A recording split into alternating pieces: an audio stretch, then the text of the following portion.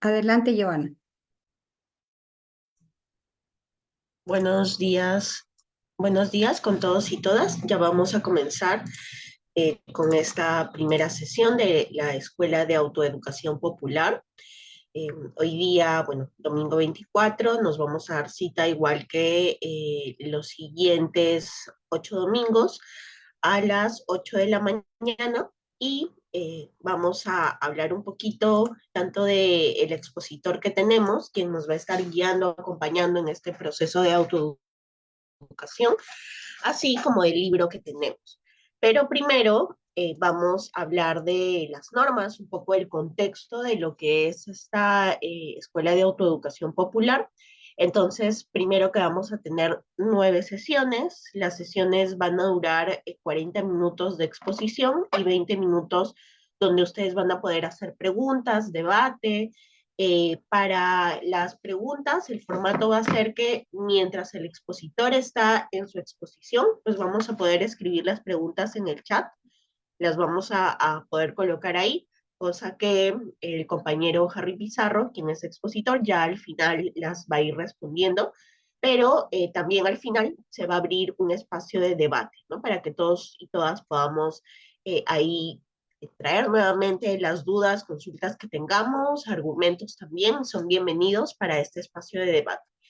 El libro en PDF se va a compartir tanto en el chat de esta sesión como se va a compartir en los grupos también que hemos tenido, pero también va a estar subido al aula virtual. En este sentido, este es un espacio de autoeducación popular que no se limita solamente al poder entrar y escuchar las clases, no, la idea es que más bien sea un espacio realmente de autoeducación, de compromiso con poder conocer la historia de nuestro país, también de la Via Yala, pero no solamente mediante una aproximación teórica, quizás y netamente vertical en la que vamos a escuchar, sino la idea es que vengamos ya con el libro revisado, con el capítulo que toca bien leído, para poder contrastar un poco la información que nos traen, pero también poder absolver todas las dudas, consultas que tengamos y formar debates en torno a esta información con la que ya venimos. En ese sentido, van a encontrar el libro en PDF en el aula virtual, así como en el chat de este Zoom y en los grupos donde se ha estado compartiendo.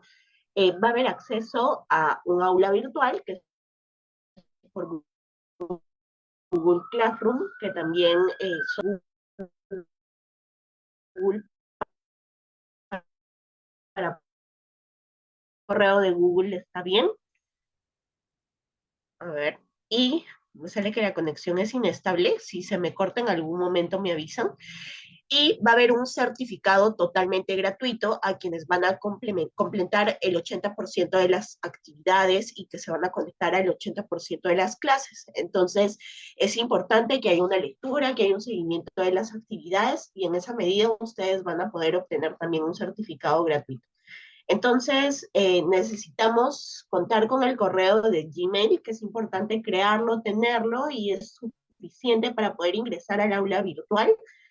Necesitamos acceder al aula virtual después de cada clase y leer el capítulo antes de cada clase, porque este es un compromiso de poder llevar realmente una autoeducación popular, con el acompañamiento de Harry, con el acompañamiento también del contexto de PEC Semillas de Libertad, y vamos a agradecer antes de presentar a nuestro expositor a los organizadores, donde, bueno, lidera el CISOL Perú, eh, PEC Semillas de Libertad, que siempre está organizando este tipo de espacios y les agradecemos muchísimo también el poder haber facilitado este espacio. Está el colectivo Pushka, el Frente de Soporte Político y Social del Perú y el Movimiento Nacional por los Derechos eh,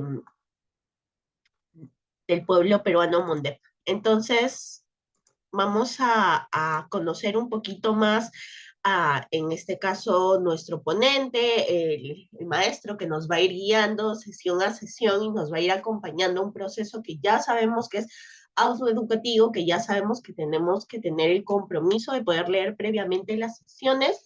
Él es Harry, sí, ¿Le parece correcto? Dice Carlos con el certificado. Excelente, Carlos.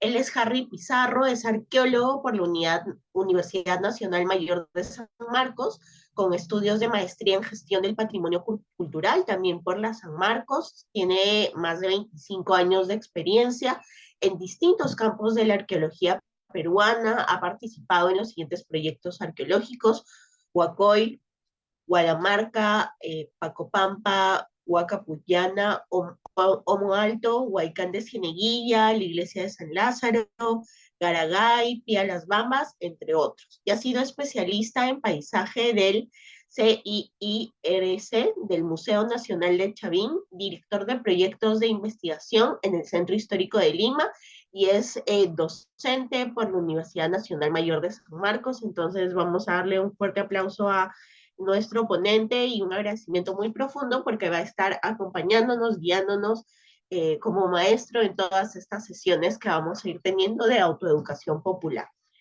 Y vamos a hablar brevemente del libro que nos ha tocado para esta Escuela de Autoeducación Popular, que de hecho es un libro muy interesante, se llama La Guerra de los Viracochas, y en este caso vamos a ver que ordinariamente se ha estimado que la conquista del Perú acaba con la ejecución, a ver, por ahí voy admitiendo, acaba con la ejecución de Alto Hualpa, y así se enseña todavía, ¿no? De Atahualpa, y se enseña todavía que acaba con su ejecución, pero no existe una afirmación más falsa, porque cuando el Inca fue agarrotado en Cajamarca, las guerras todavía no habían iniciado. Entonces, este libro constituye el primer intento peruano de escribir la historia de la conquista del Perú de forma integral. Y nuevamente recalcar que es importante leer cada una de los capítulos, ¿no? Cada uno de los capítulos, cada vez que nos vayamos a conectar a esta sesión, como un compromiso, no solamente para el certificado, sino con un compromiso de poder aprender a profundidad. Y sabemos que este espacio de formación también es un espacio que nos está preparando para salir a otros contextos, a poder realmente reescribir la historia del Perú, que lamentablemente ha sido escrita siempre desde una lógica occidental, desde una lógica eurocéntrica, etnocéntrica, y que no toma en cuenta la perspectiva de quienes realmente conforman y han conformado el Perú a lo largo de estos más de 500 años. Entonces, sin, sin más que decir, no sé si me faltó algo, también lo podemos ir poniendo, y por favor el libro también lo vamos poniendo por el chat. Le voy a que va a estar acompañándonos estas 9 sesiones.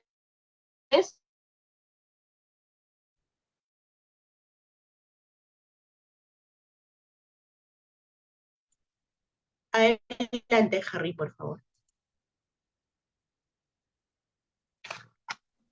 Muchas gracias, Joana, por la presentación y bueno, agradeciendo a los diversos colectivos que hacen realidad esta, este curso y haciendo honor pues al nombre de autoeducación.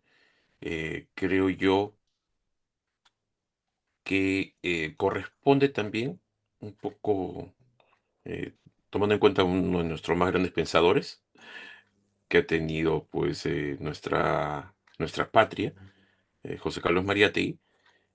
Así como en nuestras marchas o en nuestras reuniones, asambleas, siempre repetimos la frase, solo el pueblo salvará al pueblo, eh, podemos decir, solo el pueblo educará al pueblo, ¿no? Y, y esta sesión virtual es una continuación de las escuelas, de las escuelas populares, ¿no? Las universidades populares que fueron desarrolladas allá en los albores del siglo XX en los sindicatos, en las comunidades, en los barrios, por justamente nuestro Mauta, ¿no? José Carlos Mariátegui, quien, si bien tenía un respeto, obviamente, pues al- a la academia, dicho sea de paso, entendiéndose academia por difusión, trabajo intelectual, no era muy amigo de las universidades, porque en esa época, ahora pues menos, ¿no? Con las universidades nacionales, justamente cuando hablemos de Juan José Vega vamos a ver eso, eran pues elitistas, ¿no? Y elitistas excluyentes y como bien señalaba Joana, repetían una narrativa bastante hegemónica, ¿no? Clasista y racista. Entonces, haciendo este ejercicio de autoeducación, pues vamos a llevar a cabo el desarrollo de este libro. Me embargo un poco que me llame maestro, creo que el título es bastante grande, y preferiría que me llamen pues Waiki, ¿no? Compañero, cumpa. Técnicamente hablando, sería un facilitador, ¿no? Más que un maestro. Y bueno, esta es una sesión inaugural, pero también ya vamos a ir avanzando, ¿no? Como, como para entrar pues en ritmo con algunos eh, capítulos del libro. Por favor, si ya lo han descargado. Hoy día, esperemos que el tiempo, disculpen si hoy día el tiempo no es tan exacto como hemos señalado al inicio, es la primera sesión. Hoy día vamos a revisar hasta la página 20 de su PDF, ¿no? Ese es para empezar. Y bueno, como bien señaló Joana, La Guerra de los Viracochas, la primera edición 1969, luego tuvo tres ediciones más, no fue reeditado después de los retornos de la democracia, entre comillas, claro está, ¿no? Ahí en los 80, ¿no?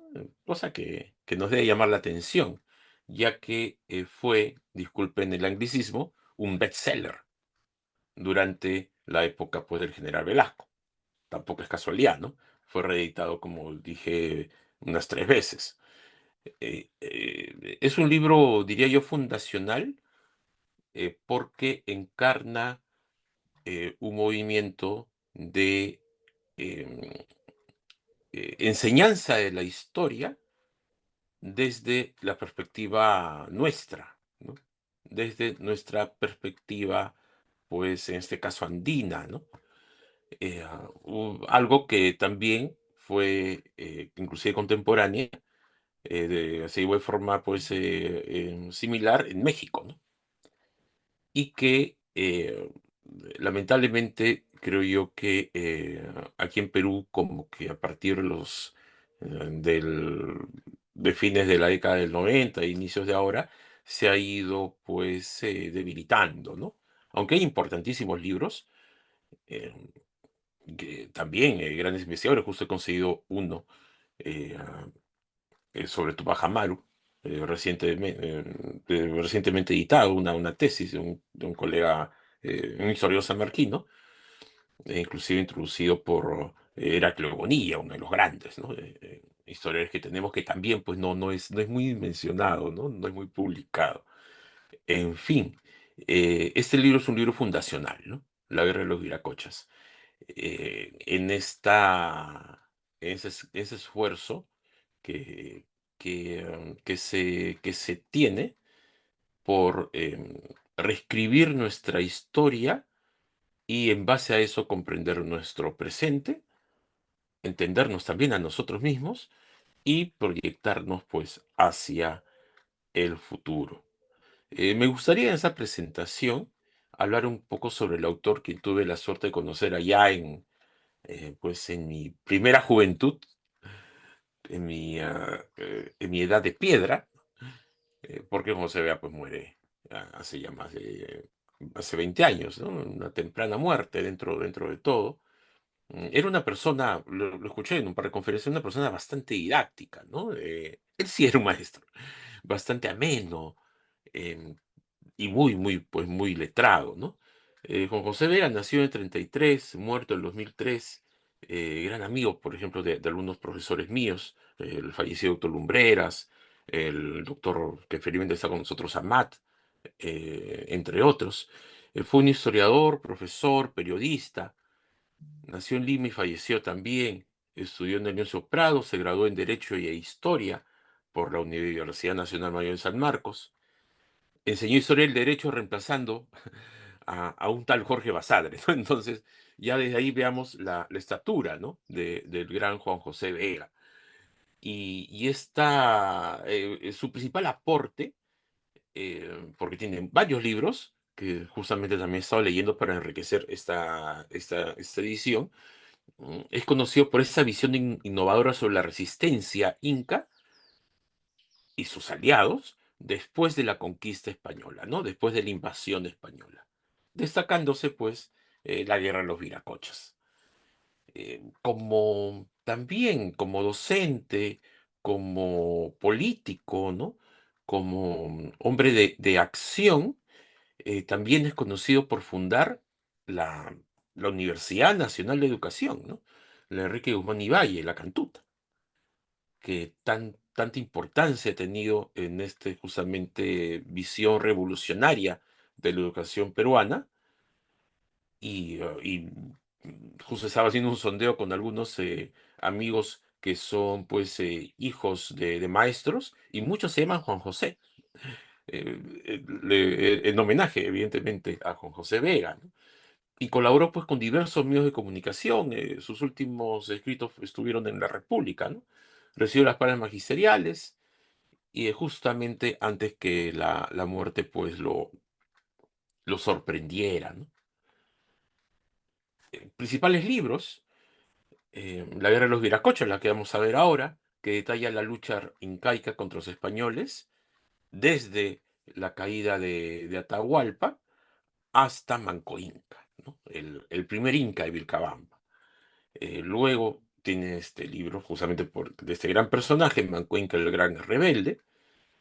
eh, Su otro objeto de estudio, la gran rebelión de Tupac Amaru, ¿no? O de Topamaru, José Gabriel Condorcanqui. Ya en los 80 examina con más profundidad, ¿no? Diría, los conflictos entre invasores invadidos, resaltando la resistencia incaica, y también, pues, ya al final de su existencia, ya ofrece un resumen mucho más complejo y completo de las guerras de resistencia inca contra, pues, los españoles. Em, el impacto de Juan José Vega lo puedo resumir en estos ítems. En primer lugar, destacar por encima de todo, ¿no? Por encima de esta narrativa que siempre habla, pues, de 180 españoles, ¿no? De los virreyes qué sé yo, luego Abascal, eh, Toledo, ¿no? El virrey Amat, ¿no? No, él destaca la resistencia indígena, autóctona, y cuestionó las narrativas históricas convencionales, ¿no? Ofreciendo una nueva perspectiva sobre la lucha y las contribuciones, y cómo la historia puede ser un instrumento de crítica social, ¿no? Señalando las injusticias sufridas por los pueblos originarios durante la conquista, exponiendo los aspectos oscuros de la historia colonial, ¿no? Ya no se habla como en los colegios o en muchas universidades, ¿no? La ropa de los virreyes, ¿no? El tocado de las señoras, qué sé yo. Y esta obra, pese a la censura evidente, ¿no?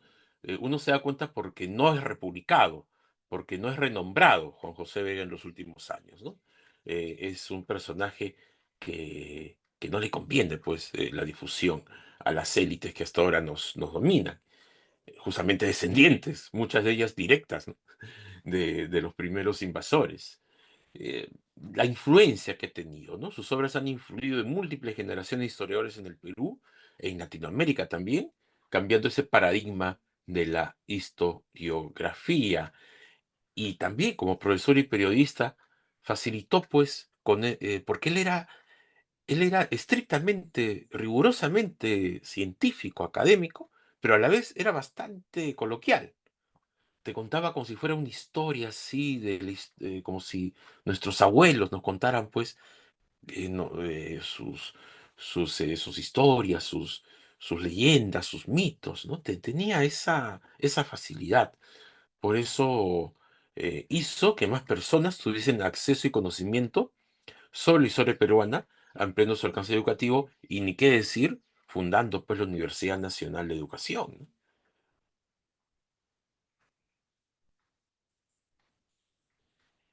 En sí, entrando ya un poquito en materia, ¿no? Entrando en el prólogo, la denominada conquista del Perú, ¿no? Que nosotros lo llamamos más una invasión, ¿no? Eh, Tiene disculpen, distintas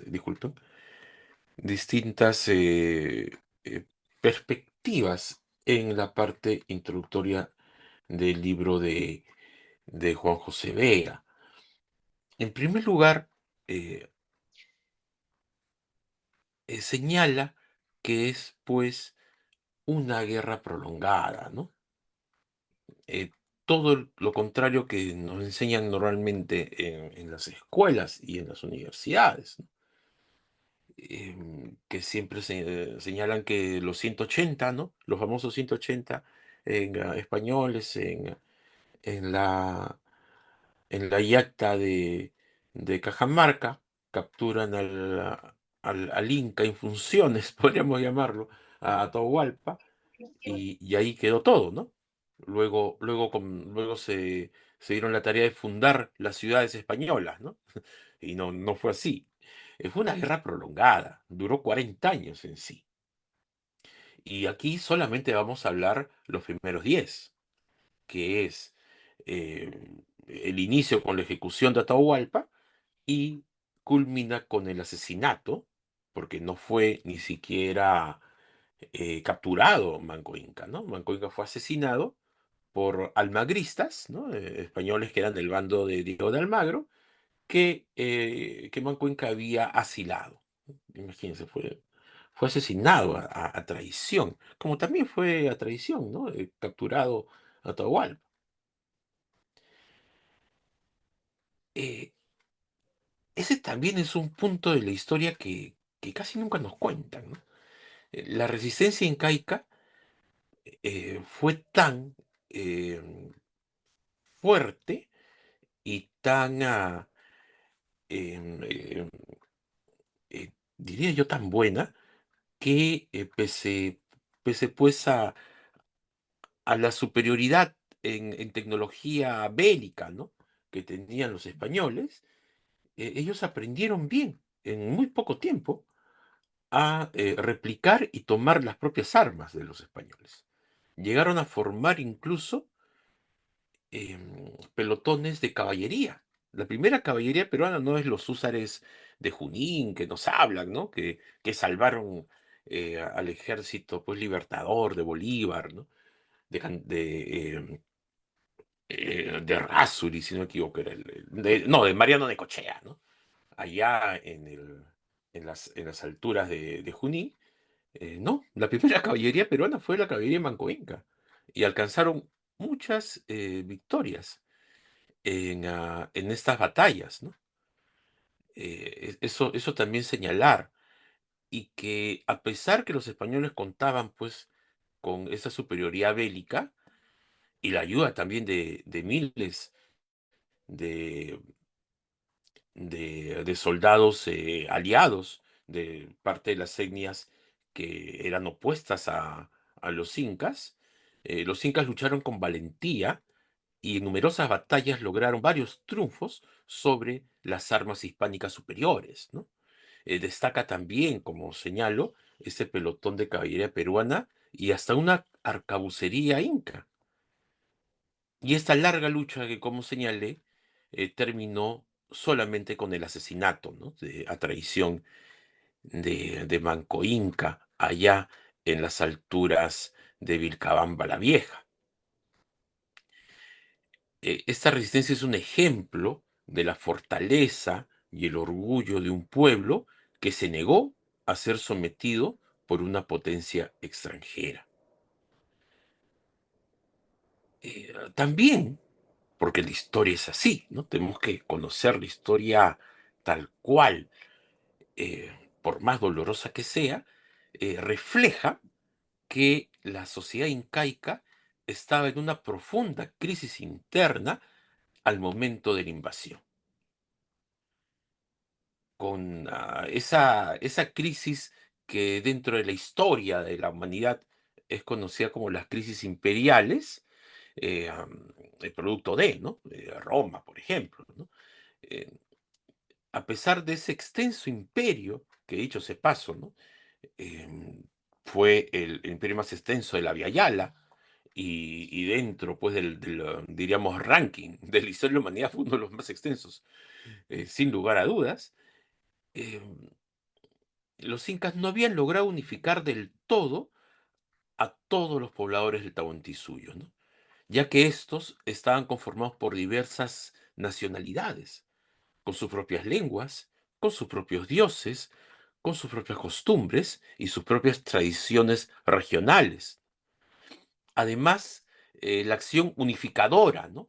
del Cusco, del Cosco, ¿no? la capital del imperio, había durado poco tiempo, eran apenas unas décadas, no llegaba al medio siglo, según todos los estudios, ¿no? como ombligo del mundo, ¿no? Y muchas de las aristocracias locales aún mantenían su autonomía del centro, ¿no? Esta falta de unidad que hasta ahora nos persigue, ¿no? Y la presencia de tensiones internas facilitaron pues la conquista, la invasión española. Muchos curacas, ¿no? Los jefes locales, no duraron en unirse a los españoles en busca de su propia autonomía. Como dije en el curso anterior del doctor Lumbreras, del libro del doctor Lumbreras, se dieron cuenta décadas después, ¿no? A pesar de la crisis también dinástica, ¿no? La guerra civil que todos conocemos entre Huáscar y Atahualpa, fue un factor importante, no fue el único, ya que existían factores más profundos derivados de la esencia misma, pues, del Tahuantinsuyo.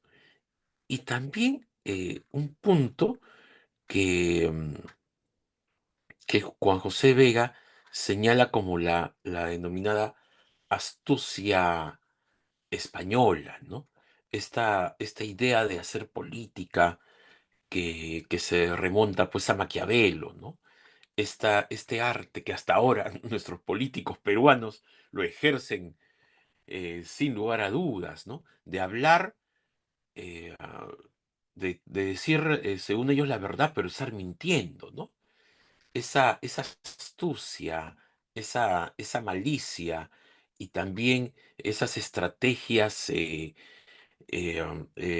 políticas enrevesadas, ¿no? Llena de traiciones, de envenenamientos, dicho sea de paso, ¿no? No estaba pues en la cosmovisión, en la mentalidad andina, ¿no? La mentalidad andina, a pesar de las guerras pues, que existían, los conflictos que han existido siempre, tenían unos códigos que los españoles no. Así que cuando a veces veamos esos cuentos, estas novelas sobre la caballerosidad de los señores feudales europeos, podemos decir que había mucha más palabra, mucho más sentido del honor entre los incas que, y en general, entre la sociedad andina, la cultura andina, que la española, ¿no? Ese también es un punto que, que el gran Juan José Vega, pues, resalta. También en esta parte introductoria, Juan José Vega destaca a dos personajes, ¿no? A dos personajes em, que no se conocieron, evidentemente, pero que él señala como rescatables, ¿no? De estas dos civilizaciones que pues son partícipes de nuestra historia, ¿no? La invasora y la invadida. Habla pues de Cauide, este gran general, ¿no? Eh, ah, inca, y Fray Francisco de Vitoria, un personaje que tampoco es muy conocido, ¿no? Muchos recordamos solo a Bartolomé Las Casas, pero ¿y eso? Eh, ese legado, tanto de Cahuide, esa valentía, ¿no? Mostrada hasta el último hasta el último de sus minutos de vida, y Francisco de Vitoria siempre abogando por los invadidos, ¿no? Abogando por los torturados, abogando por los desaparecidos, abogando por los mutilados, por los y las violadas. Eh, Continúa inspirando este reconocimiento de nuestra diversidad cultural y los derechos de nuestros pueblos, ¿no? Cahuide, por un lado, simboliza el heroísmo y la resistencia indígena durante la conquista, mientras que Fray Francisco de Vitoria representó una voz a favor de los derechos humanos, cuando ni siquiera existía esa palabra, ¿no? Y muestra pues el conflicto entre esos dos mundos y dos visiones sobre la justicia y la humanidad. Y aquí quisiera hacer una apreciación, ¿no? Si bien ambas posiciones son pues valiosas, muchas veces nos quedamos solo en la de Fray Francisco de Vitoria, o sea, solamente en la lucha por los derechos humanos, ¿no? En la denuncia, lo cual es necesaria, pero no vemos que es también un momento de luchar activamente, ¿no? Un momento pues revolucionario, un momento de resistencia, ¿no? ¿Qué es lo que refleja Cahuide? Ese espíritu combativo es el que creo que a veces perdemos y pues se refleja en la actualidad. En, en sí, antes de pasar a esa pregunta que justamente es el título del libro, ¿no? En sí, em, la denominada conquista española del Perú, la invasión española, ¿no? La invasión del Imperio de los Habsburgos por parte de, de su facción mercenaria, ¿no? Porque aquí no llegaron pues los tercios españoles, estos clásicos, ¿no? Acá llegaron mercenarios, ¿no? O, o veteranos de guerra, ¿no? Aventureros. Fue un acontecimiento histórico que marcó el siglo XX, ¿no? Digo, disculpen, que marcó el siglo XVI, junto pues con em, la caída de Tenochtitlan, ¿no? Allá en la denominada Mesoamérica. En un decenio, aproximadamente, eso lo rescata Juan José Vega en base a sus censos, 5.000 españoles lograron auparse en la dirección del Tahuantinsuyo, ¿no? De lo que era el imperio inca. Un imperio que, si lo trasladamos geográficamente a Europa, al denominado Viejo Mundo, abarca desde el río Danubio hasta el Indo, es decir, hasta la India. Imagínense la extensión. Este hecho siempre pues ha llamado la atención debido a que demográficamente es una cifra bastante reducida, ¿no? 5.000 en un año, digo en 10 años, ¿no? Eh, en comparación con la extensión del imperio, ¿no?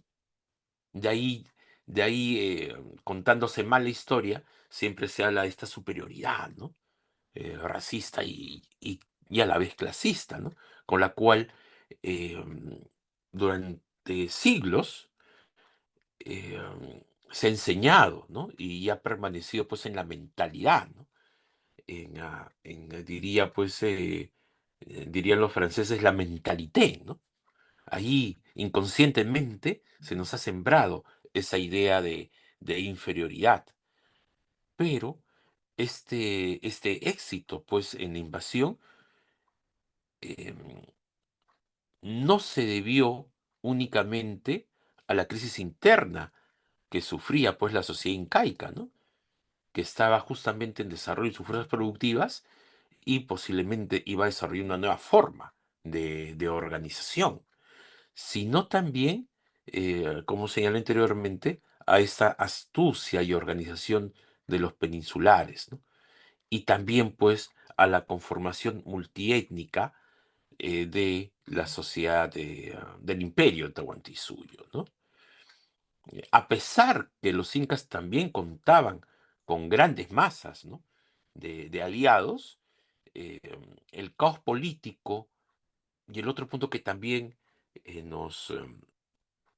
nos hace caer en coincidencias del momento actual en el Perú, ¿no? Bajo esta dictadura de Dina Boluarte y, y su,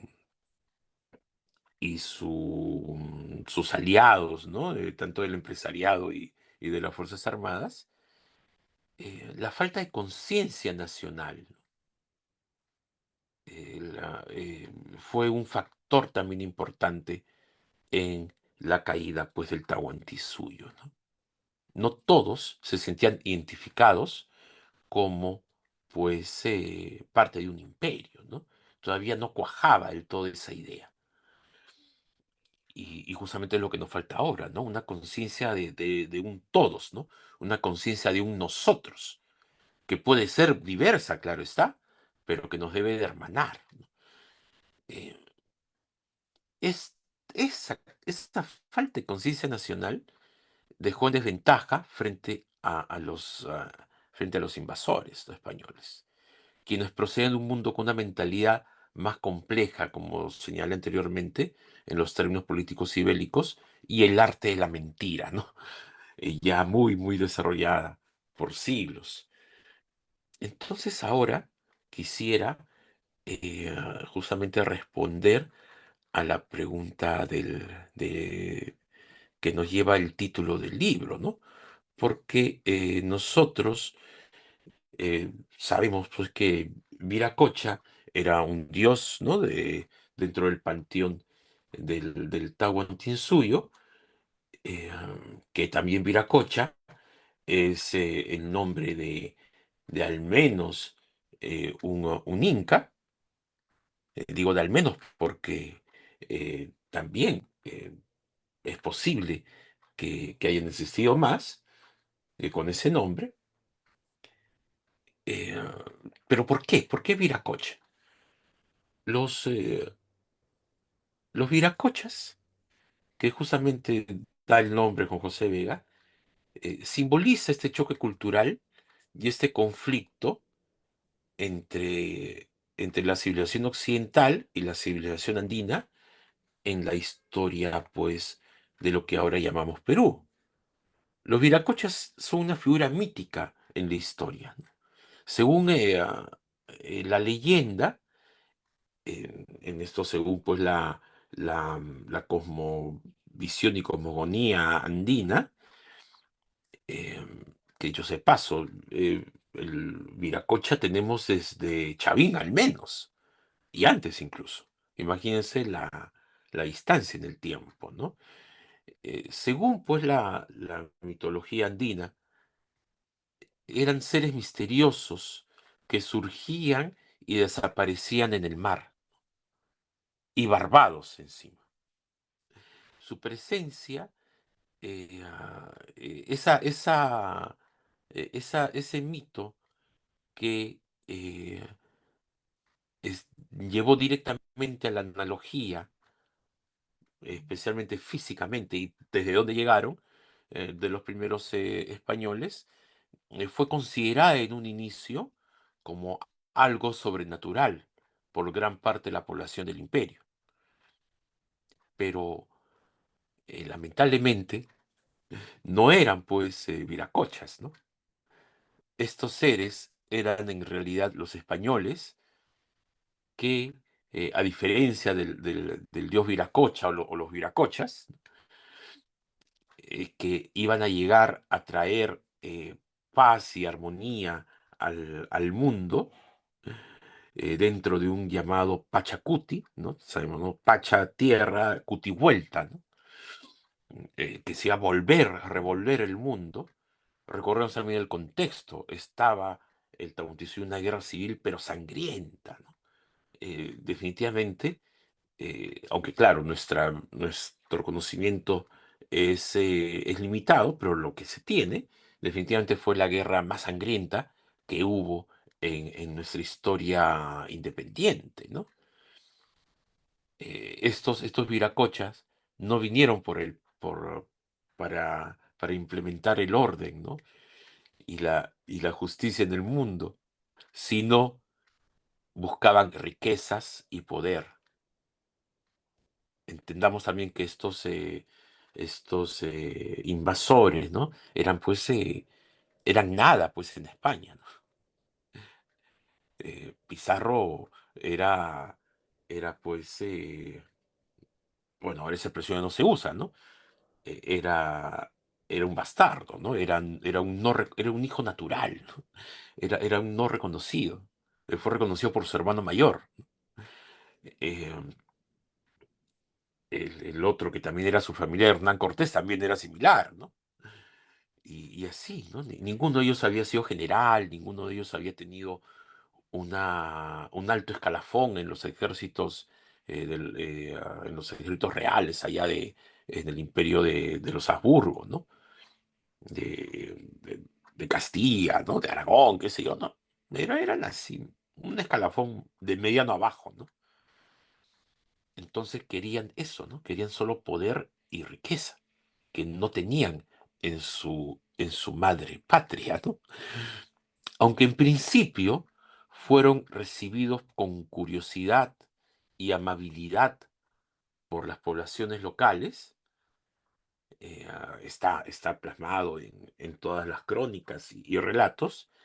Con el tiempo, pues su presencia se convirtió en una amenaza para el imperio incaico y también para la civilización andina, ¿no?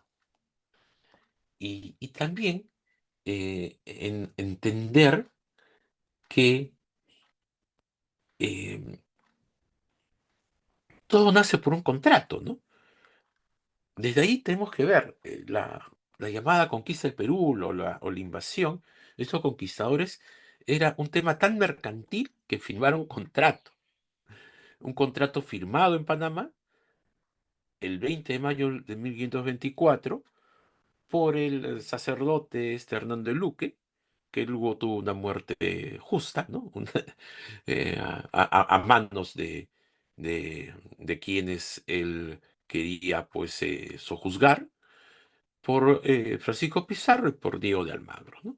Ese fue el inicio de la denominada conquista del Perú. En ese establecía que ellos servirían a su majestad el rey en el descubrimiento, la población y la pacificación de la denominada en ese entonces Mar del Sur, ¿no? Lo que ahora llamamos Sudamérica o el Océano Pacífico, ¿no?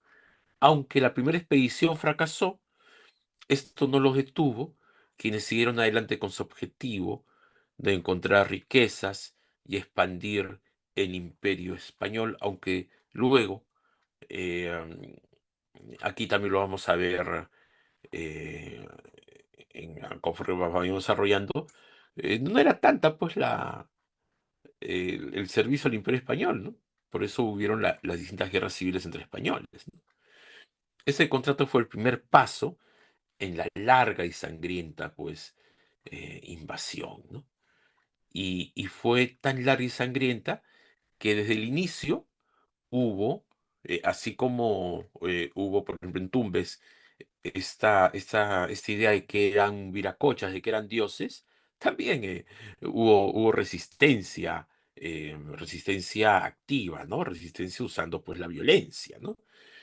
Especialmente los curacas de la isla de Puna, esta inmensa isla que hasta ahora vive, pues, en estado de abandono, eh, la isla de Puna que está al frente de Guayaquil, ¿no? En el actual Ecuador. Eh, esta isla de Puna también se mostró indomable frente al imperio inca. A pesar de estar bajo el dominio del imperio inca, los curacas de la isla de Puna se resistieron a someterse a su autoridad, ¿no? Incluso después de la conquista del último gran inca, ¿no? Lamentablemente fallecido también tempranamente por la viruela, él y su auqui, ¿no? Su sucesor, el Inca Coyuchi, el gran Huayna Cápac, ¿no? A pesar de la conquista de Huayna Cápac, los jefes punaeños se rebelaron contra Atahualpa y esta resistencia se debía a su deseo de mantener su autonomía y sus privilegios, que habían sido disminuidos por la llegada de las autoridades incas. A pesar de ser derrotados en varias ocasiones, los curacas de la isla de Puna continuaron luchando contra el imperio, incluso cuando Atahualpa se encontraba en guerra contra Huáscar en, ah, en, ah, en la guerra pues, en Cusco, ¿no? Eh, eh, el otro factor es la llegada pues, de los españoles a la isla de Puna, ¿no? A pesar de la resistencia de los curacas de Puna, la llegada de los españoles a la isla cambió por completo la situación, ¿no? Una vez instalados, los españoles leyeron el famoso requerimiento, ese requerimiento que noveladamente siempre nos cuentan en esta escena que yo creo que eh, no ha sido tan así. Yo creo que hubo más traición de la que pensamos. La escena de la captura en Inca en Cajamarca, ¿no? Cuando le hacen el requerimiento y Felipillo ahí creo que traduce terriblemente y Atahualpa lanza la Biblia, ¿no? Por los suelos. Igual hicieron en la isla Puna. eh, Hicieron un requerimiento donde asimilaban a la isla Puna al imperio español sin que pues los punaeños supieran, ¿no? Además, los españoles, dentro de esta astucia diplomática, ¿no? Pusieron en libertad a varios orejones cusqueños, es decir, a varios nobles cusqueños, quienes propagaron noticias sobre el retorno de estos seres misteriosos que, como diría la canción Maldición de Malinche, del mar los vieron llegar, ¿no? Eran los hombres barbados que la profecía esperaba, ¿no? Cosa también, ¿no? Que pensar esa coincidencia entre los mexicas y los incas, ¿no? Si en teoría no se conocían, bueno, eso ya lo veremos en otro curso. Los españoles pusieron en libertad a esos orejones cusqueños, ellos en agradecimiento dieron la idea de que eran buenos, ¿no? De repente eran inclusive dioses, ¿no? Eh, a pesar de los abusos de los castellanos, ¿no? Propiamente hablando, los curacas de Puná establecieron resistencia, pero no se atrevieron a enfrentarse del todo, ¿no?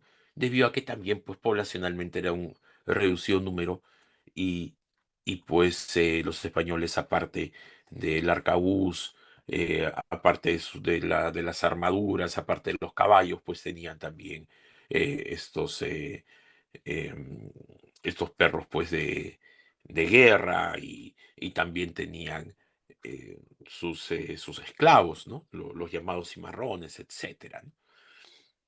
Pero sí, sí fue muy sangriento. Luis Lepuna, recorremos ahí que Almagro pierde un ojo, ¿no? En uno de sus viajes.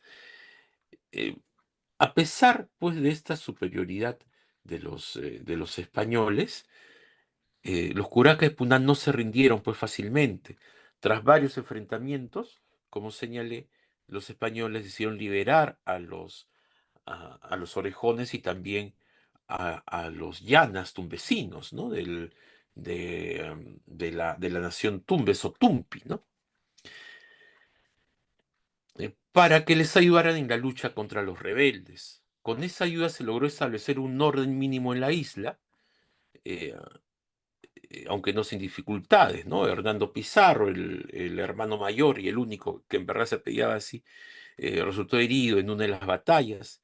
Finalmente, pues hubo una dominación aunque bastante costosa para los invasores, ¿no? Esta lucha inicial refleja también la desintegración del Tahuantinsuyo, ¿no?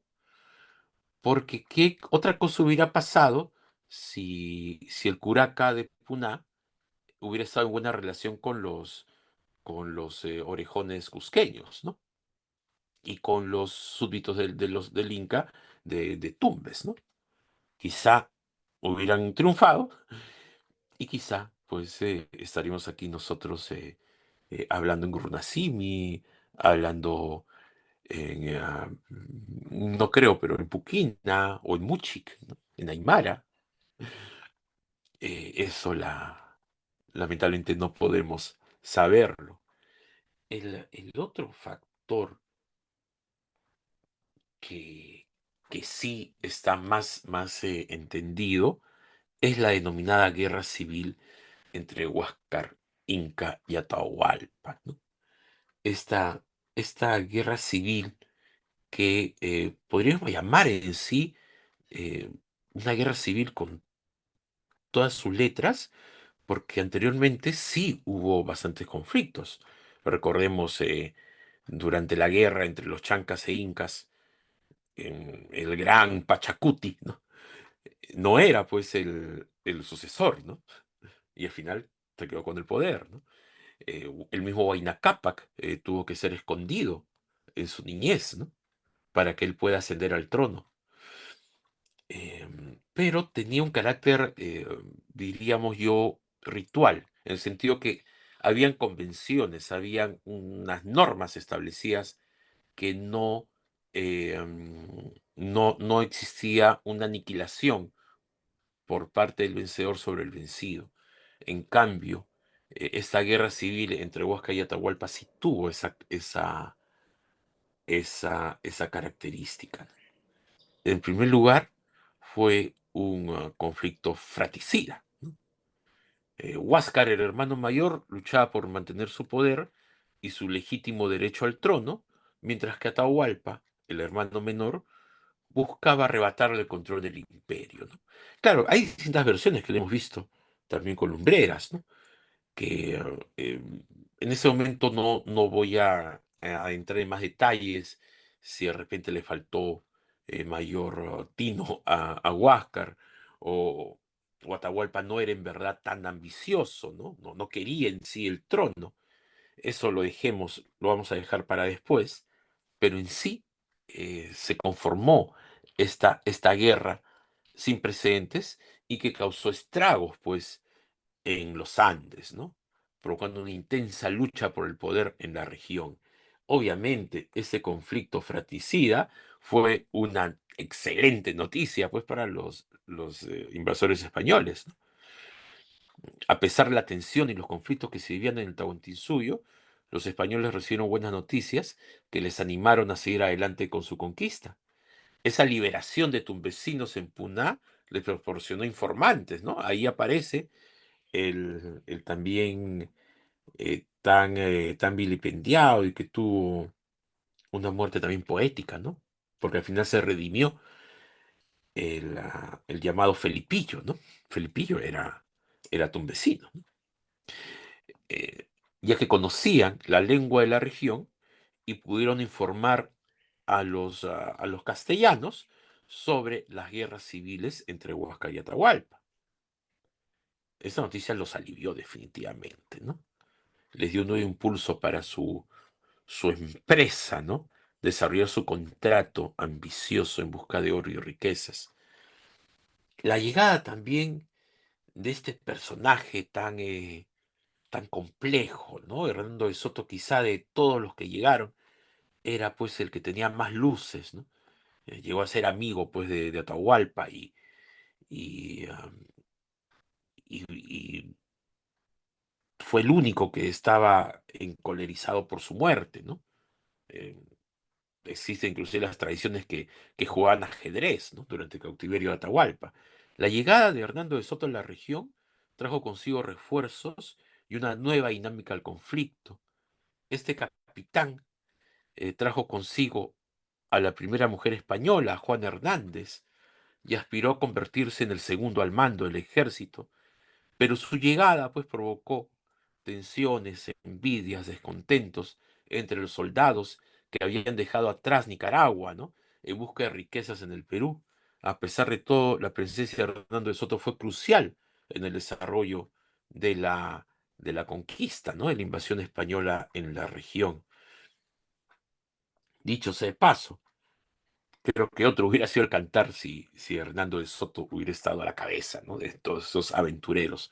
Pero en fin, la tensión en Tumbes, ¿no? Y la muerte de tres españoles.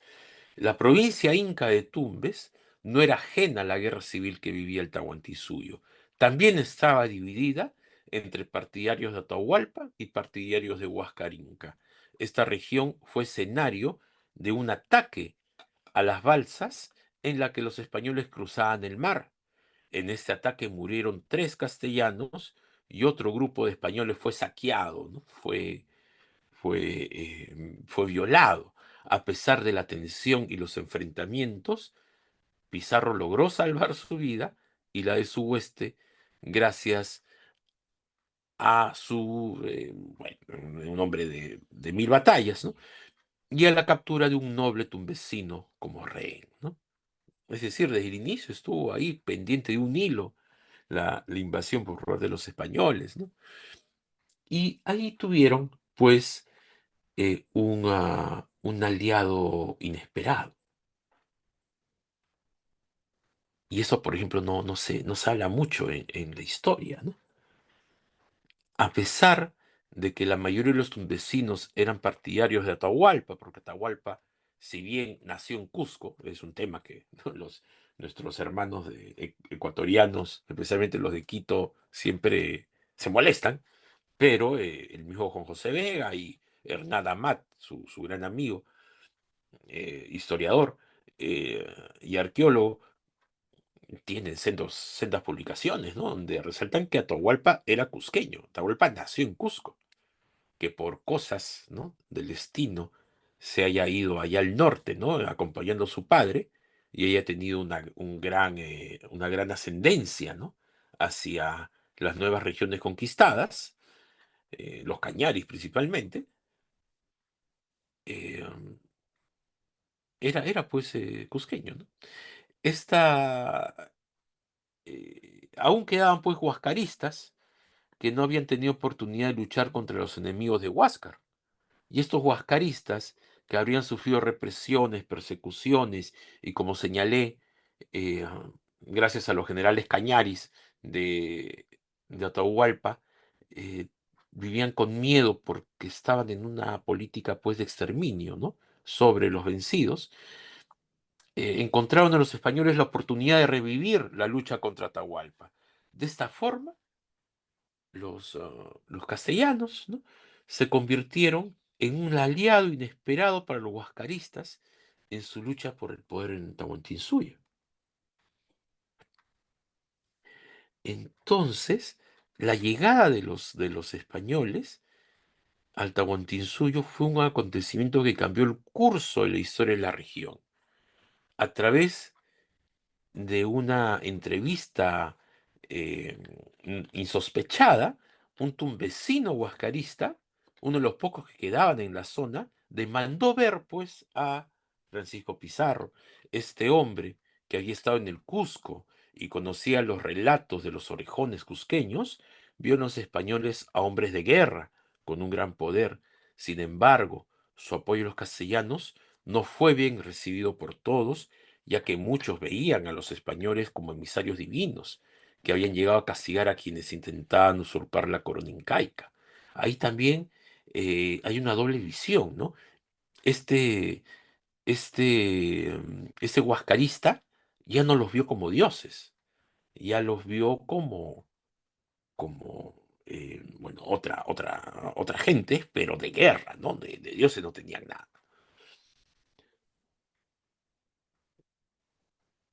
Y una vez más, ¿no? La guerra entre los hijos de Huayna Cápac fue un conflicto que marcó los últimos días de paz del Tahuantinsuyo. Los Hanan y los Hurin, alineados ancestralmente en barrios opuestos, que hasta ahora existe, no solo en Cusco, sino en muchos de nuestros pueblos del Ande profundo, ¿no? He podido estar en varios de ellos y siempre existe el conflicto entre el Hanan y el Hurin, inclusive dentro de fundaciones españolas, es decir, de los poblados fundados por los invasores, ¿no? Aún ahí también existe ese conflicto entre el barrio de arriba y el barrio de abajo, ¿no? Estos Hanan y Hurin, alineados en bandos opuestos, se enfrentaron en muchas batallas, ¿no? Sangrientas batallas, como Ambato, Tumipampa, Muyutuiru y Cusipampa, ¿no? Cusipampa, uno de los más sangrientos. Estos choques militares terminaron pues con la estabilización del poderío Atahualpa en el extremo norte del imperio. Sin embargo, la llegada de los españoles, casi por la retaguardia, ¿no? Y su apoyo a uno de los bandos, solo acentuó la división entre los hijos de Huayna Cápac, ya que muchos veían a los españoles como emisarios celestiales, ¿no? Como viracochas, que habían llegado a imponer una nueva justicia.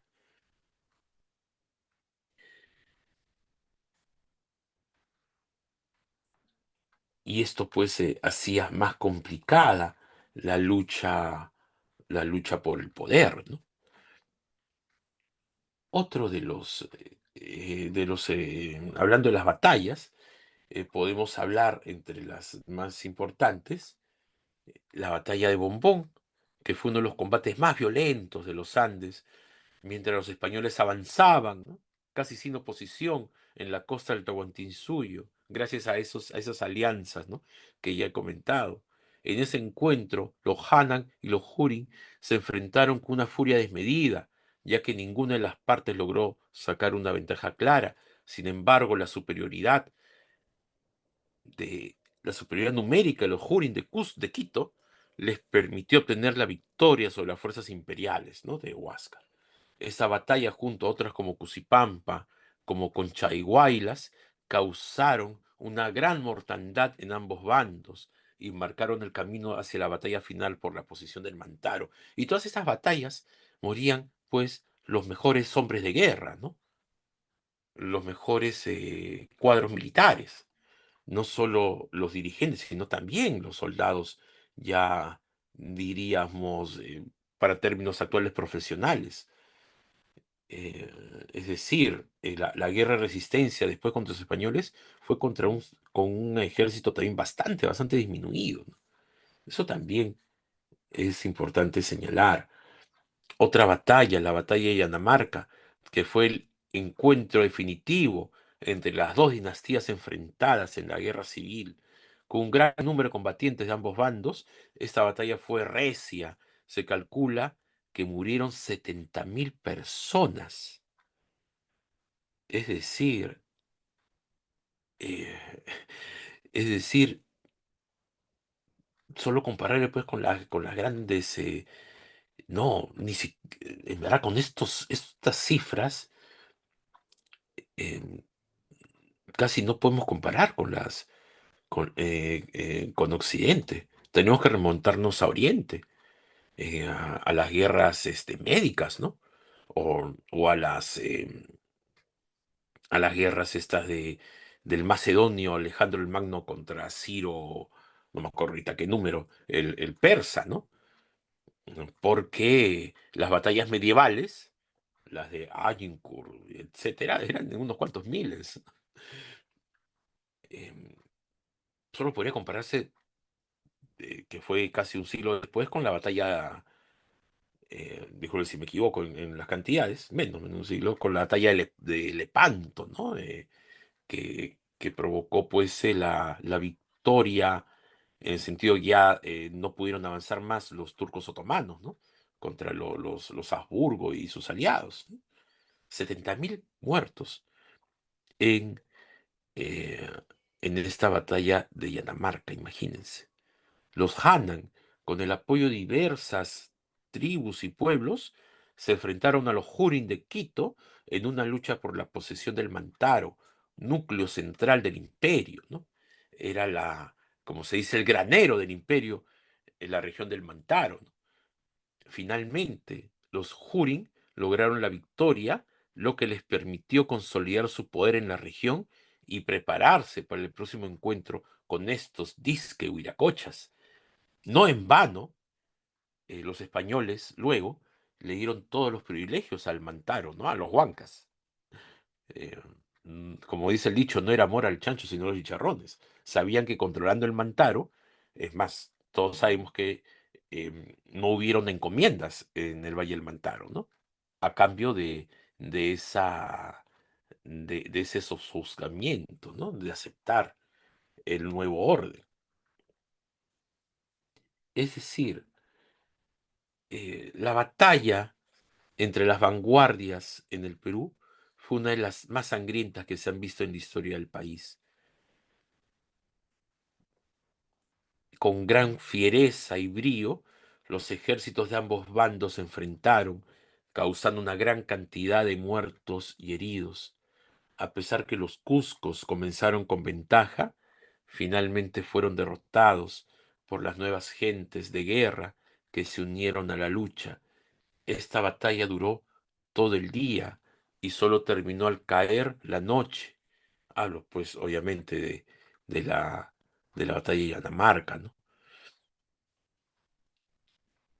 Dejando un gran número de muertos y heridos en ambos bandos, ¿no?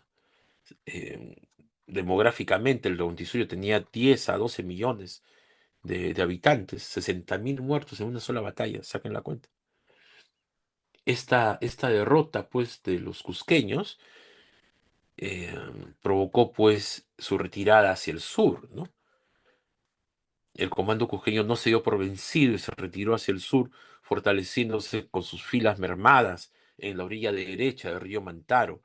Mientras tanto, Jauja o Sausamarca, ¿no? Quedó bajo el control de Atahualpa.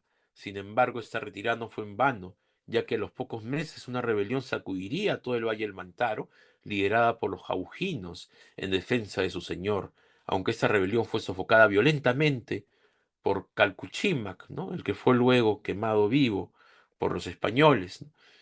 Chalcochímac, este militar atahualpiza que también tenía sus luces y sus sombras, ¿no? Eh, Era pues muy leal, pero a la vez también muy sangriento, ¿no? Demostró la valentía y determinación del comando cusqueño en su lucha por el imperio, en su lucha por el control, pues, del imperio inca. Entonces, en medio de esas batallas, la batalla de Bombón, la batalla de Anamarca, que es la que hemos comentado, pues llegan los españoles, ¿no? Como señalé, inicialmente fue recibida con gran impresión por parte de, pues, eh, por parte de los tumbes, ¿no? Y también los españoles quedaron maravillados por la calidad artística de los palacios y los templos suntuosos con muros de adobes esmaltados en muchos colores, techumbres de paja bien labrada que parecía oro. Sin embargo, ¿no? Eso está en los viajes de los españoles. Al retorno ya lo encontraron totalmente saqueado, ¿no? La mayor parte del pueblo había sido quemada y saqueada, lo que provocó la resistencia de Chirimasa en defensa de su señor Atahualpa, ¿no? A pesar de esto, los españoles no se dejaron seducir por el arte y los pueblos destruidos, ya que su principal objetivo era encontrar tesoros y metales preciosos, ¿no? No, como dije desde el inicio, no vinieron pues personas de las élites o interesadas en las artes, ¿no? ¿Qué sé? En las tecnologías, ¿no? Solo venían pues por el vil metal.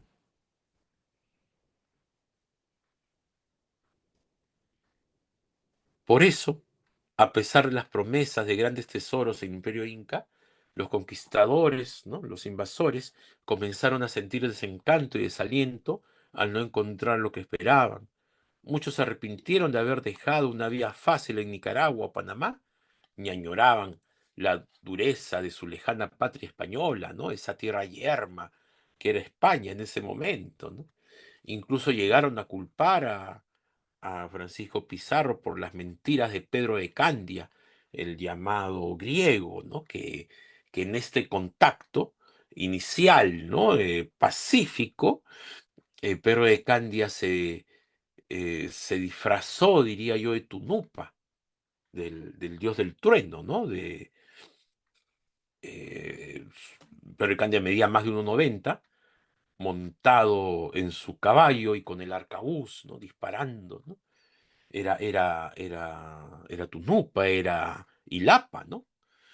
Entonces, eso también nos hace pensar que había una labor ahí de inteligencia, ¿no? De conocimiento, desde años antes, por parte de los españoles.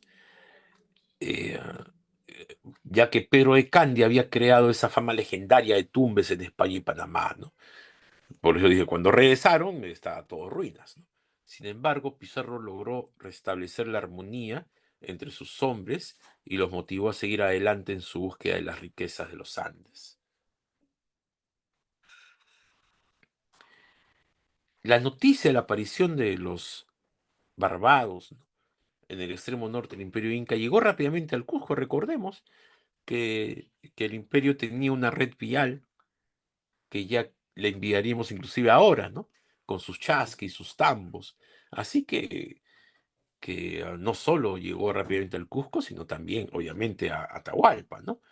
Eh, Coincidiendo con nuevas derrotas de las huestes de Huáscar, los rumores sobre estos seres se propagaron rápidamente y se les atribuían pues fuerzas sobrenaturales y se les consideraron los justicieros viracoches. Incluso se llegó a creer que eran enviados por el dios Viracocha para proteger a Huáscar y restituirlo en el trono. Esa creencia fue reforzada por los mensajeros secretos que llegaban al Cusco para observar los viracochas y confirmar su origen divino. Aquí es interesante señalar que Atahualpa mismo, él sí nunca creyó que eran viracochas.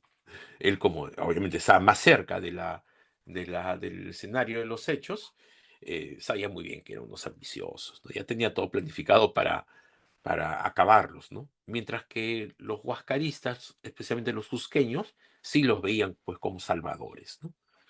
Por obvias razones, ¿no?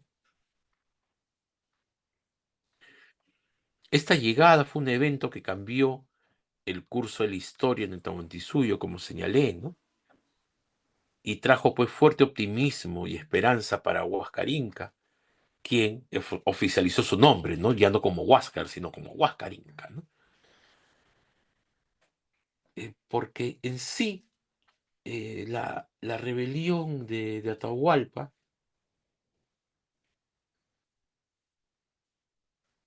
representó una amenaza constante para el imperio del Tahuantinsuyo, ¿no? Eh, Atahualpa, como usurpador, logró alinear a los ejércitos del norte en contra del imperio, lo que llevó a Huáscar Inca a enviar una comitiva para pedir ayuda a los viracoches. A pesar de la valentía y habilidades militares de los huascaristas, de Atahualpa, Atahualpa fue derrotado por los españoles y los aliados locales, como nosotros sabemos, ¿no? Fue capturado en Cajamarca. Y, ah, ese conflicto, pues, es un tema que también ya lo hemos eh, comentado, ¿no? Y también señalar que eh, una vez más, que reforzó, agudizó esas contradicciones, ¿no? La llegada de los españoles a Tumbes. Esa alianza con los lugareños, Felipillo, que odiaban a Atahualpa, les dio la fuerza y la motivación para continuar en su viaje hacia, hacia el sur, ¿no? Hacia el sur, es decir, hacia Piura, ¿no? La marcha hacia Piura fue una estrategia clave en la conquista de Tahuantinsuyo. Pizarro decidió dirigirse hacia el sur, atraído por las noticias de la división política entre las comarcas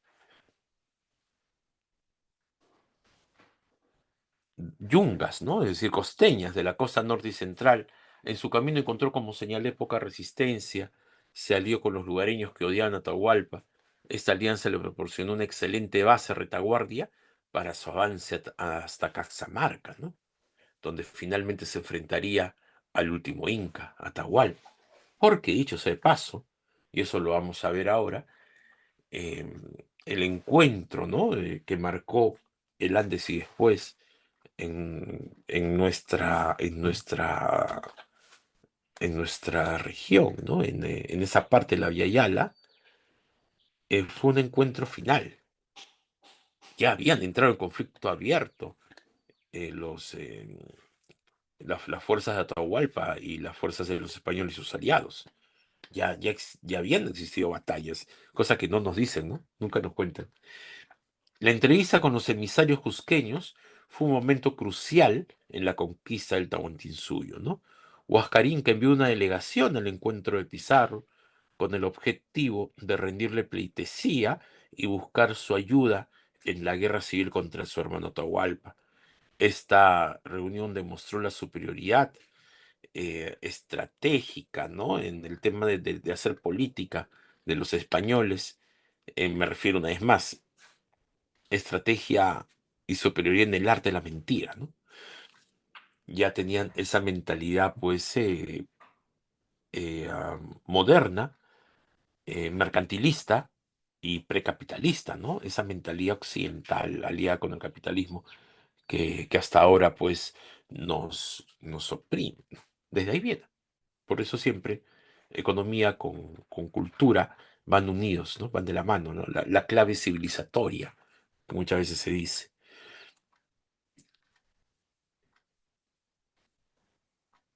Entonces, esta, esta astucia, pues, que los caracterizaba, logró Pizarro dividir al Tahuantinsuyo y ganar aliados hacia el sur, ¿no? Los Cañaris, ¿no? Que eran sumamente belicosos y diría que yo no eran andinos, ¿no? Ya tenían eh, otra, otra cosmovisión, los Cañaris, eh, se unieron pues a los españoles, ¿no? Y se convirtieron en sus más eficaces colaboradores. La, Otro punto también importante, la resistencia de los incas, ¿no?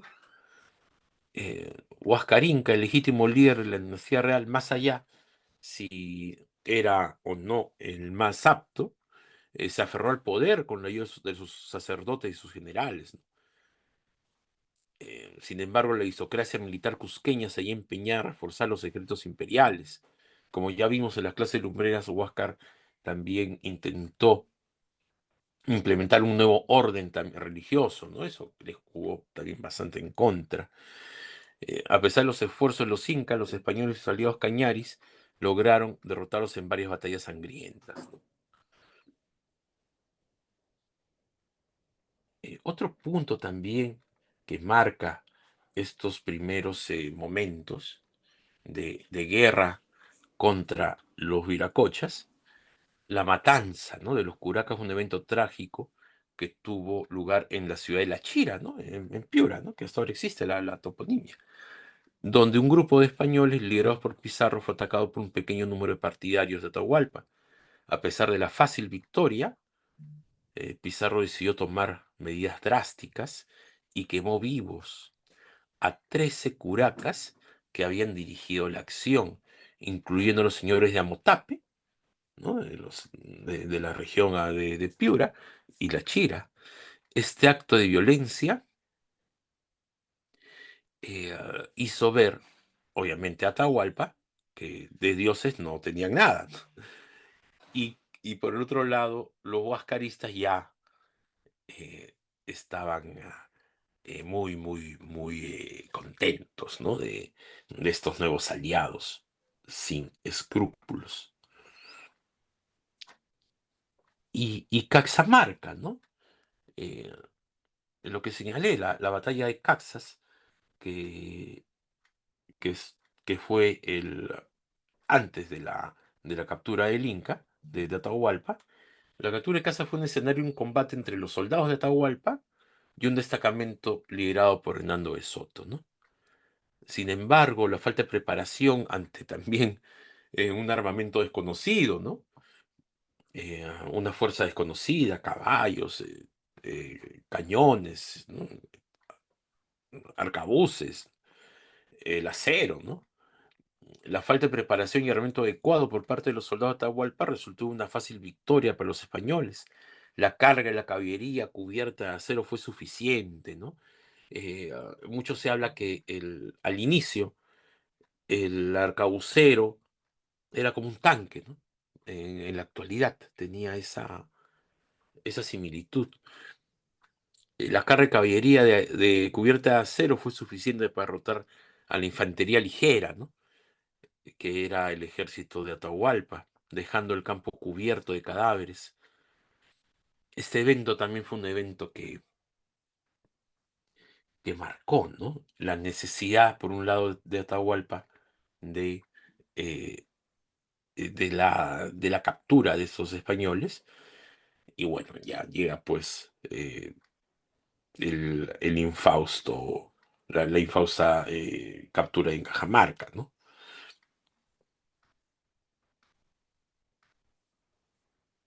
Tras la victoria en Caxas, ¿no? Los españoles ocuparon la ciudad. Así fue como los españoles llegaron pues a Cajamarca, a la Yacta, ¿no? Y fueron recibidos como liberadores por el pueblo, que era enemigo de Atahualpa, ¿no? El curaca principal de Caxas incluso salió a recibir en triunfo a Hernando de Soto. Sin embargo, hubo pues un momento de tensión cuando el famoso Maicahuilca, el capitán de Atahualpa, llegó a la ciudad y amenazó con acabar con todos los presentes, ¿no? Los españoles lograron evitar un conflicto y recibieron, creo yo, un equivocado presente de Atahualpa como muestra pues de agradecimiento de paz, ¿no? De respeto. Este evento demostró la importancia de mantener una actitud moderada y diplomática en las situaciones de conflicto. Aunque la idea de Atahualpa después era que mueran por inanición, ¿no? Por un hecho que todavía no aclarado, ¿no? Hay varias versiones, como se dio anteriormente. Él acepta entrar, ¿no? Y entra todavía con huestes desarmadas, ¿no? Si hubiera mantenido el sitio, otra cosa hubiera sido, ¿no? La entrevista de Sarán, ¿no? Fue un encuentro importante entre Maicahuilca y el jefe de la expedición española, Pizarro, ¿no? Este encuentro se llevó a cabo justamente en Sarán, donde Maicahuilca se presentó como un guerrero temido en todo el norte de Tahuantinsuyo. Maicahuilca hizo entrega de los presentes que demostraran la fiereza de su raza y su habilidad en la lucha. Sin embargo, su jactancia y sobreestimación de sus fuerzas llegaron a su derrota pues, en la batalla de Caxas. Eso también un tema. Eh, Maicahuilca tenía razón y, y lamentablemente Atahualpa no lo escuchó. Es decir, Maicahuilca se quedó fuera con sus huestes. Él decía que si salía el ejército español o las huestes por más superioridad en caballería y todo, ellos eran decenas de miles, ¿no? Podrían haber ganado campo abierto, ¿no? Pero Atahualpa no le hizo caso y se quedaron afuera, ¿no? Bueno, más que se quedaron afuera, ingresó Atahualpa a una captura segura. Bueno, era justamente convenciones, ¿no? Que no estaban, es decir, la traición no estaba prevista en la cosmovisión o en la cosmogonía o en los artes de la guerra acá en los Andes, ¿no? Y, y ahí está el punto, ¿no? Maicahuilca, en su informe a Atahualpa, y con eso termino la sesión de hoy, describe a los españoles como hombres ladrones y haraganes que vivían montados en carneros, ¿no? No se equivocó para nada, ¿no? Salvo pues los caballos, ¿no? Carneros. También se burló, dicho de paso, acá no había equinos, así que imposible pues tener algo, ¿no? de referencia. También se burló de su debilidad física, imagínense, y los comparó con mujeres, disculpen pues, esa frase de mi Wilca, que pasaban todo el día refregando y sacando lustre a sus armas, ¿no? Esas también, ¿no? Quizá sobreestimación o subestimación, digo, llevaron a Atahualpa a justamente subestimar en demasía a los españoles y no tomar medidas para su avance en las sierras, ¿no? Esto fue un grave error que luego fue pagado caramente, ¿no? En la caída del Imperio Incaico, en la captura y luego asesinato de Atahualpa. Y bueno, eh, hoy día como introducción, creo que hemos culminado, digo, si me excedí un poquito en el tiempo, como dije, hasta la página 20. No sé si hay algunas preguntas o en todo caso hago las indicaciones para el Classroom.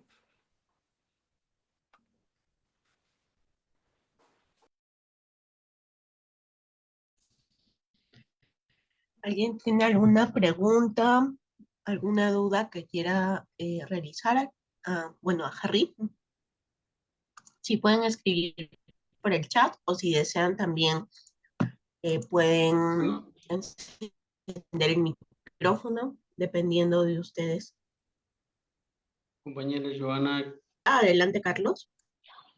gracias.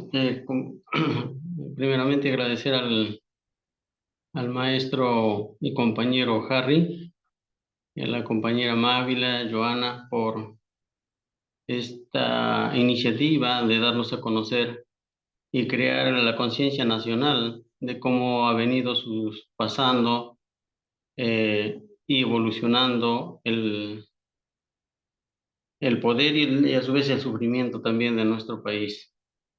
Eh, Simplemente quisiera yo hacer una pregunta al maestro. Cuando dice los viracochas, ¿es lo mismo que huiracochas? Y otro también de la palabra cuando refiere a caxas. Eh, Me imagino que Caxa se refiere a Caxamarca, porque cuando yo leí el libro de Jorge Pereira, en una de sus páginas se hacía mención acerca de la historia y decía que Cajamarca ya es una palabra moderna copiada, digamos, de los españoles o promulgada por los españoles, cuando su nombre originario era Caxamarca, ¿no? Y bueno, eso. Y otro, quisiera hacer una pregunta acerca de la próxima sesión, ¿qué se va a hacer? ¿De qué página sería para poder también prepararse? Y de esa manera poder contribuir en estas sesiones, en estas participaciones. Y lo otro, también quisiera pedir al profesor de que sus diapositivas, no sé si nos pueda compartir, porque sí está muy interesante. Y de paso, pues, también cambiaría tal vez el color de las letras, porque cuando estoy yo ahí leyendo y copiando, como que a veces se oculta y no se puede ver. Eso sería y cualquier cosa, pues yo creo que ya nos dejan el mensaje a través de ustedes. Yo en este momento también ya voy a salir porque tengo un examen. Y reitero mi agradecimiento infinito a los integrantes, al profesor Harry. Muy buena su intervención y muchas gracias a todos ustedes. Nos estaremos viendo en la próxima sesión. Gracias.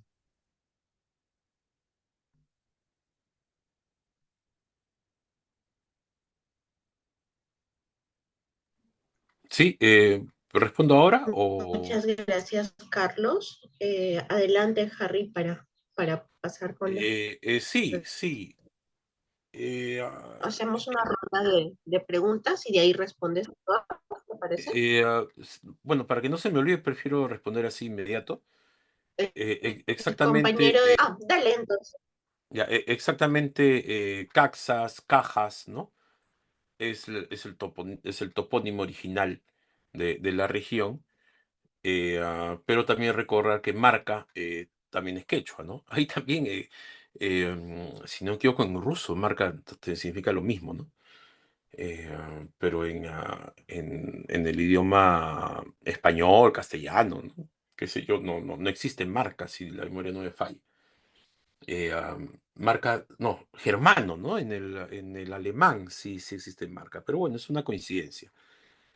Sí, cuando me refiero a caxas, a cajas, ¿no? Es, es justamente la región que actualmente conocemos como Cajamarca, ¿no? Y, y muy similar a lo de México, ¿no? Pero en México es con sh, ¿no? No son los mexicas, ¿no? Sino son los mexicas. Y, y la pronunciación castellanizada es con J, ¿no? De México, ¿no? Aunque se escriba con X, ¿no? Mm, Es un tema más de lingüística. ¿Y la otra pregunta cuál era? La otra pregunta era de Huiracochas, y porque acá ahora Ay, es lo hay mismo, es lo mismo. ajá, Es Viracocha, Huiracocha, de acuerdo a la versión, ¿no? O la pronunciación del quechua, dependiendo de las regiones, ¿no? Juan José Vega usa el Viracocha con V, ¿no? La llamada B chica. Eh, Otros usan con la W, ¿no? Huiracocha, ¿no? Pero es lo mismo, es la misma deidad, etcétera. muchas gracias, profesor. Gracias.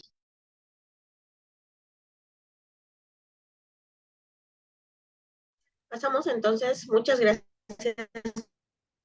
Carlos por tus preguntas y profesor Harry eh, para, por haber respondido también al compañero. Pasamos con Copeado del Perú, que también tiene levantada la mano. Hola, buenas tardes. Para empezar, agradecer la sesión. Empezar a agradecer la sesión. Hola, ¿se me escucha? Vale, era primero Quisiera agradecer a los compañeros que organizan este evento, muy, muy pero ilustrativo. Bueno, repito otra vez, se me queda escuchando, ¿no?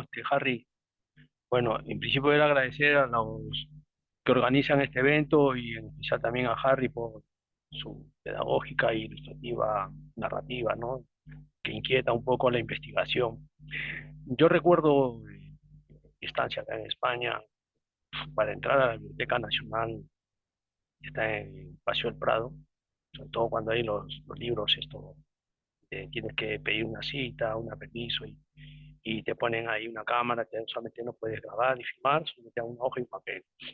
Y en eso también he leído parte de estos relatos, y, ¿verdad? Porque nos cuesta entender, ¿no? Que todo un ejército, porque el Inca pues tenían guerras internas, pero sí hay una trayectoria de verdad que es ha estado plagado de traición.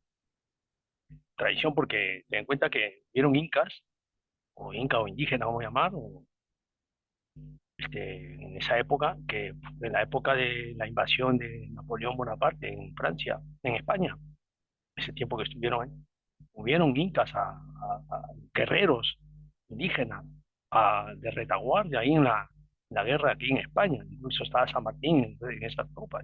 Y el relato de eso es triste. No, refiero a otra parte de la traición también que hubo con eh, Pedro Pablo Atuspari Ángeles, también la guerra con Chile, como lo traicionan. Lo que quería dar el mensaje es que desgraciadamente nuestra historia, en parte, en su gran parte, está hecho de relatos de traiciones. Pues ahora, incluso lo que le ha pasado a Pedro Castillo, ya había un visorio de años anteriores, de Prado Ugarteche, de los años 30, de 1930, y mucho más atrás, como Atusparia, ¿entiendes? Y con José Gabriel. O sea, nuestra historia, desgraciadamente, porque llevamos en ese ADN de estos extremeños y, gallegos y andaluces que llegaron a las tierras, nos trajeron toda su mala forma de educación, porque eran delincuentes, su gran mayoría. Y la guerra interna que hubo en nosotros es lo que muestra, porque un ejército nunca tenía guerra, se peleaban entre ellos, estaban los moches y los chancas. Entonces, no es creíble que cuatro barbudos piojosos con sífilis y tuberculosis puedan vencer a un ejército milenario. Eso no es creíble, algo tiene que haber ahí. Y relatan justamente la historia de Chaupimayo, el traductor que lo llevaron ahí. Eso estaba, es que yo quería, no me daba tiempo solamente leer, porque no dejaban tomar fotos. O sea, los libros de la historia, como lo cuentan. No he leído a Basadre ni a Pomuso, pero el relato que me dio usted es interesante. Eso era nada más decirle.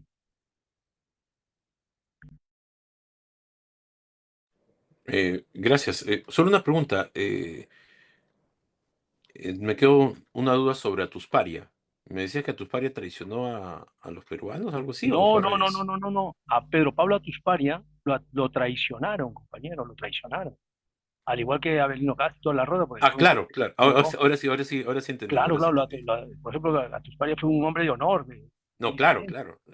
Es más, justo estaba investigando en base a la reedición de la biografía o la lucha de Pedro Pablo Atusparia, bueno, ahorita no sé si pararme a sacar el libro.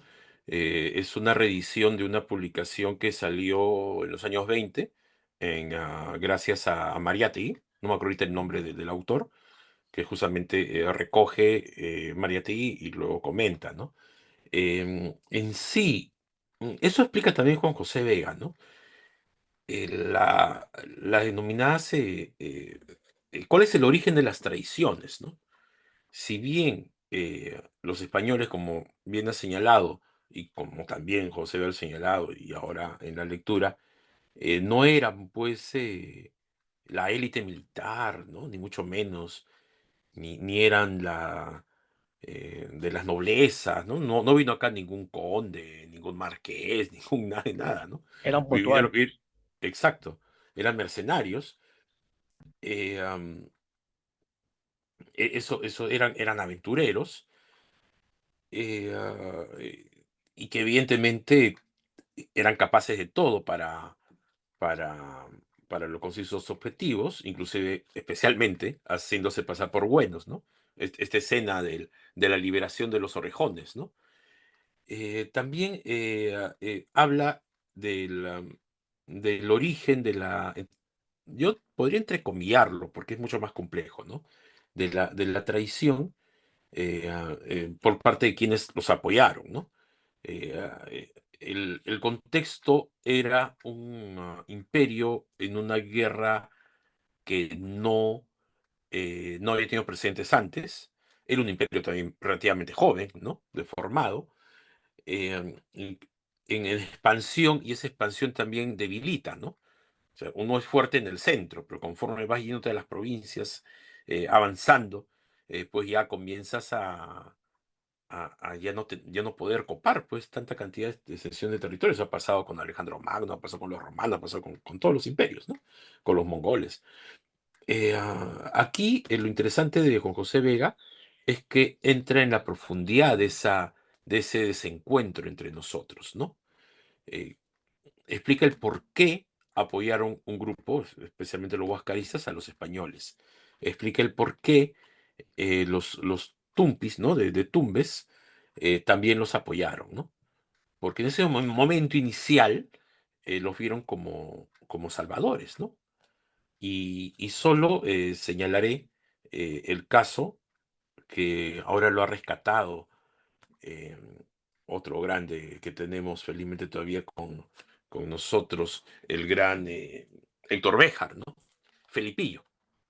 Felipillo siempre es el epónimo del traidor, ¿no? Así como Malinche ya en la Malinche en México, ¿no? Eh, ah, eh, pero Felipillo fue un miembro, ¿no? de los Tumbis, de los Tumpis, que su población fue masacrada en represalia por Atahualpa, entra al servicio de los españoles como intérprete, tuvo un papel importante en la captura de Atahualpa, eh, le traduce, ¿no? Muchos dicen que le tradujo mal a, a Valverde, ¿no? Pero luego, conforme va conociendo a los españoles, se da cuenta pues que de viracochas, de huiracochas no tenían nada, y llega con Almagro hasta el sur del imperio, en guerra pues con los araucanos indomables, dicho sea de paso, ¿no? Y, y comienza a dialogar con los araucanos para acabar con los españoles. Felipillo es encontrado casi infraganti y tuvo una muerte horrible, ¿no? Fue desollado, quemado vivo, le hicieron todas las desgracias que uno pudiera imaginar. Y yo creo que ese es el sino, ¿no? Esa es nuestra constante, ¿no? Apoyamos a quien no debemos apoyar, eh, cuando damos cuenta es demasiado tarde, y es algo que lamentablemente sigue repitiendo con otros personajes en la actualidad. Y también, eh, más allá de algún término que yo no estoy muy de acuerdo, ¿no? El término del mestizaje, ¿no? Lo que también existe es que se tiene esa mentalidad occidental, aventurera, superpuesta a la mentalidad andina. Por eso aparece lo que bien señala aquí el compañero, esta traición o esta corrupción, diría yo, ¿no? Corrupción en el sentido de corrupto, ¿no? De corromperse, de podrirse, ¿no? Que está dentro de nuestras sociedades y que a la espera de un Pachacuti, en el sentido que es de un nuevo ordenamiento del mundo, pues em, no podemos cambiar, ¿no? Y ojo que otros países ya lo han hecho. No quiero salirme de la más, pero en México están en pleno cambio, ¿no? Ni qué decir China y qué sé yo, ¿no? Así que bueno, es un tema que justamente, por eso es valioso este libro. Vamos a entender, espero estar a la altura del autor y tratar de sincerar, ¿no? Tratar de aprender el por qué somos así en la actualidad, ¿no? Y no hay otra forma que justamente leyendo, ¿no? Leyendo a Juan José Vega, leyendo a otros autores, para comprender la historia total, ¿no? Dolorosa, pero la historia total en sí, ¿no? Sin sin mentir, ¿no? O sin manipular. Acá recomiendo justo otro libro bueno, acá se ve, que es casi un compendio mío con José Vega, que se llama El Perú, historia de sus luchas libertarias, que justamente empieza con Manco Inca, eh, habla de los diversos luchas de resistencia en los 3 siglos de colonia, Juan Santos Atahualpa y el gran José Gabriel Condorcanqui Tupac Amaru, ¿no? Eh, que tuvo su continuación con Tupac Hatari y el gran Pedro Vilcapasa, y luego toman eh, a Tuspaya y tantos otros, ¿no? Ya en épocas recientes Hugo Blanco, ¿no? Etcétera. Muchas gracias por la pregunta y más por la reflexión, y disculpe si me he explayado. Buenos días. No, no, para nada, Harry, te agradezco de verdad. Y yo que te digo, porque supongo que en los relatos más adelante verás que no digamos, no sé si secuestraron o lo llevaron a la fuerza a guerreros nuestros allá a combatir a la guerra con Francia, incluido comandados con San José de San Martín. Y es un relato, no es una ficción ni un bulo, es una realidad. Porque nuestra tradición, la historia, esto de Guaura y todo Sí, sí, eso, pero es una tradición ahí, triste ahí, ¿eh? sí, sí, sí, Nicola, pero ahí, bueno, lo podemos reflexionar en otro momento, quizá off the record, ¿no? Para no salirnos del tema. Porque ahí sí es un tema que quería afinar, ¿no? Ya, en fin, continúe. Disculpe, Harry, ¿podrías explicar la asignación para cortar la transmisión en vivo, por favor? Sí, sí, Mávila. A ver, para, para explicar, está en el link, no sé si todos tienen acceso. Por favor, si pudieras en el grupo de chat, Mávila, el link del... Aquí está. Es el Classroom que ahora lo voy a implementar. Todos, por favor, ingresen con una cuenta Gmail, etcétera. Justamente el anterior compañero, cada sesión va a tener su presentación, es decir, la de ahora. Saludo también aquí a nuestro maestro y, y gran defensor por los derechos de los desposeídos, los proletarios, doctor Wilfredo Robles. Un gran abrazo, afectuoso siempre. Muchas gracias por ingresar. Cada sesión va a tener la presentación. En todo caso, corriendo también con móviles, si se puede, la grabación. Sería, ¿no? Suficiente o el link al menos, porque sé que se cuelga siempre a YouTube. Va a tener también un cuadro sinóptico, ¿no? Para justamente articular las ideas, y un pequeño cuestionario. Y esa es la tarea, ¿no? Cada uno va a acceder a ese cuestionario, lo resuelve y lo responde, ¿no? Como justamente, así como se habla de una autoeducación, también una autoevaluación, ¿no? Y bueno, ya comenzando con ingresar al Classroom, bueno, se va a implementar el aula virtual. Harry, habrá exámenes parciales, sustitutorios, todo, ¿no? Eh, Personalmente no soy amigo de los exámenes. Mejor es, así como el gran Dussel habla de, de gobernar obedeciendo, también, ¿no? Creo que debemos de tener una pedagogía aprendiendo recíprocamente, ¿no? Bueno, eso sería la indicación, Mabel.